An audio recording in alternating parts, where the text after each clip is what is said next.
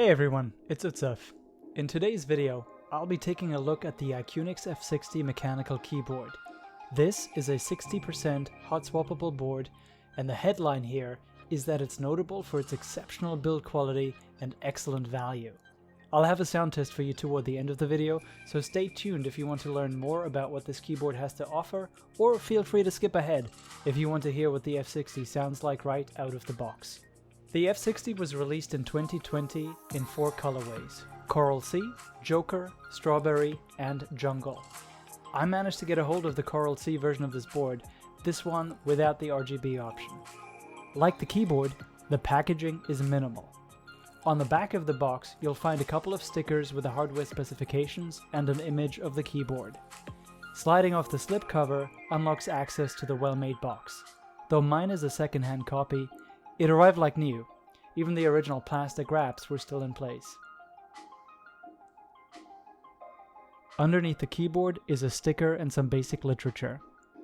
Just beneath the folding flaps, you'll find the included accessories: a 1.8 meter straight USB-C to USB-A braided cable that appears to be of decent quality, a set of Mac keys to replace the default Windows keys that ship on the board, another cable with an L-type connector plug, I wonder what that's for, a bag of what I think are spare stabilizer connectors and screws, a handy dandy dual function switch and keycap puller, and a pretty nifty retractable brush that's presumably there for you to be able to clean off dust and debris from your board.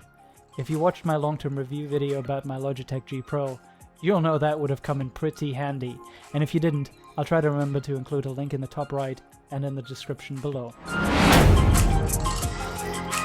The case is made from aluminum, or aluminium if you prefer, and feels exceptional to the touch. At over 700 grams, this keyboard is no slouch, but still light enough to throw in a backpack. To protect it whilst on the go, I picked up a waxed canvas sleeve from Modern Coup. These are awesome, and you can customize the colors and features to match your preferences. I'll leave a link in the description below.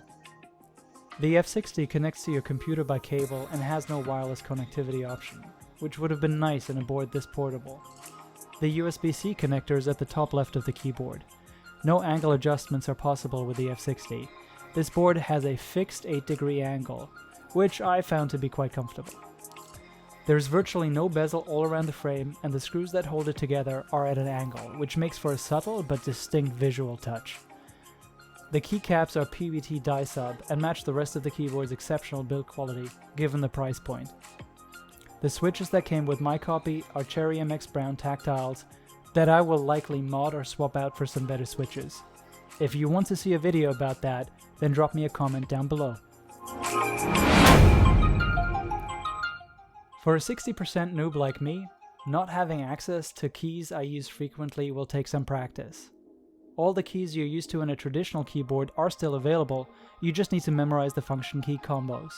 As a lefty, I'd prefer to have the function key on the left of the spacebar, so that it leaves my right hand free to access the navigation and arrow keys. I'm sure that with a bit of practice, I'll get used to it.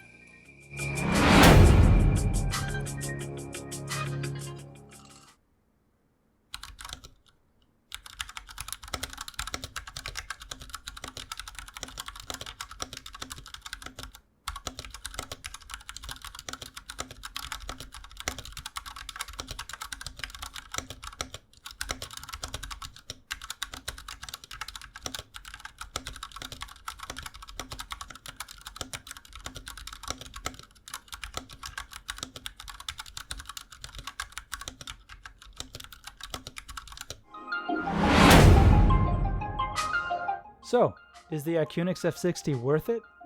Considering what it costs even at the full retail price, I have no idea why IQUNIX appears to no longer make this keyboard, nor why it hasn't replaced it with another 60% board. The website lists it at $155, but it's sold out and the notify me button doesn't work. I picked up my like-new copy on eBay for 90 bucks. IQUNIX put money into quality where it matters, and they cut out cost by excluding fluff. I love that they went with cheap, mass-market Cherry MX switches.